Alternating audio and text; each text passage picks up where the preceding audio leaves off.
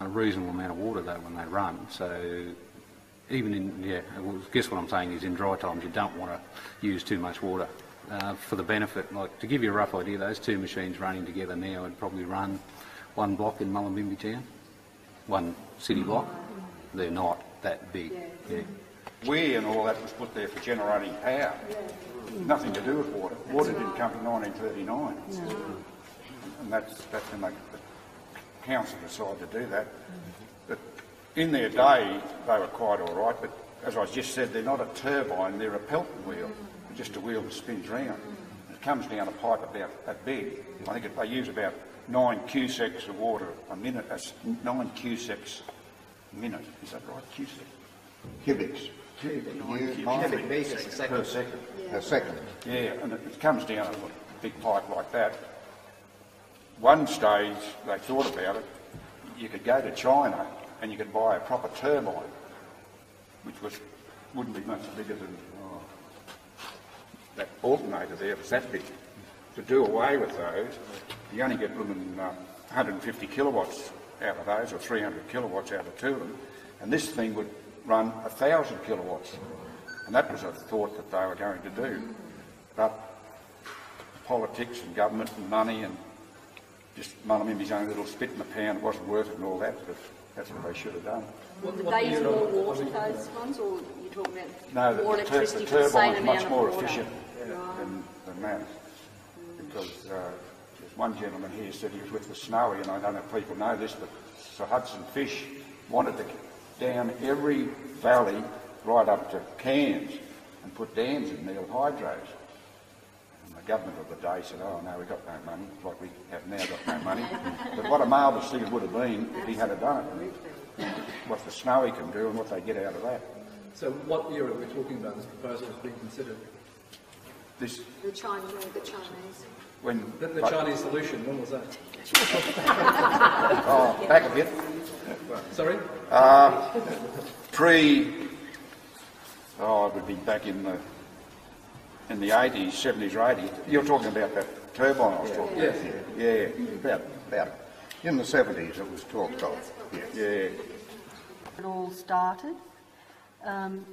I have to confess that I really don't understand electricity. All I know is you turn the switch and it works or it doesn't. And mostly growing up in Mullumbimby, you turned the switch and it worked. It's slightly different today.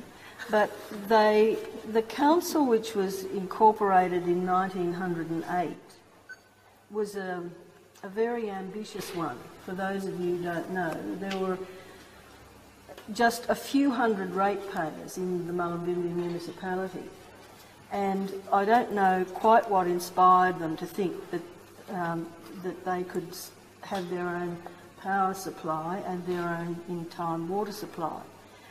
But they started talking about it in 1915, which was about the same time that the engineer who designed the system here was talking about the Snowy Mountains scheme, and he did some costings in 1915 for the Snowy scheme.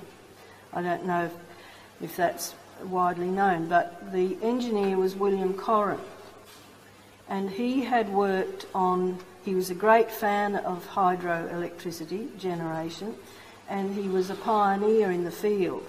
He was a Scotsman. He'd worked at Launceston in Tasmania, where he had emigrated in about 1896, I think he came there. And then he came to New South Wales, where he was the state government's chief electrical engineer. And in 1915 he was starting to think about the Snowy scheme, and he put some costings on it.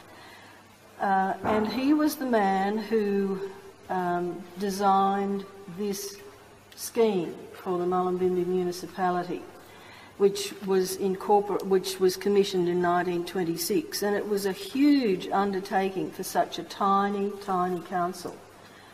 And we can see now the dedication of the blokes who mixed the cement and kept it running and got out of bed at night and turned the lights back on for us.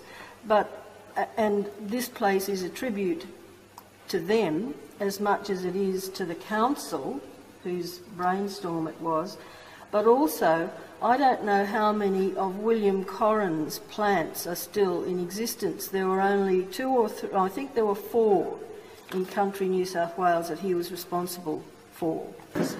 And for all I know, this one might be the last one that's sort of still reasonably intact.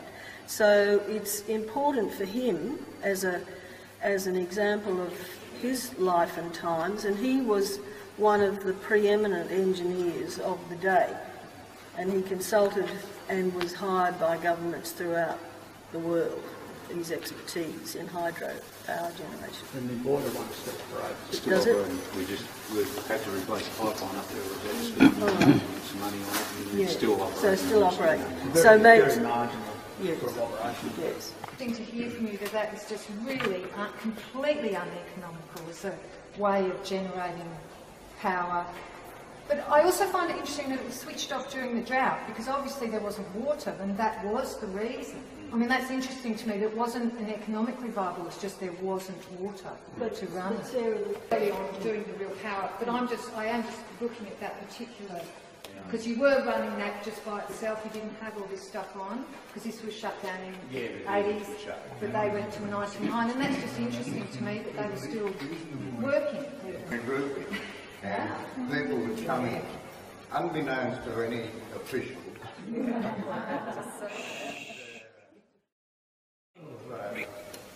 Do what you ask them to do, and I was amazed that the engine was still running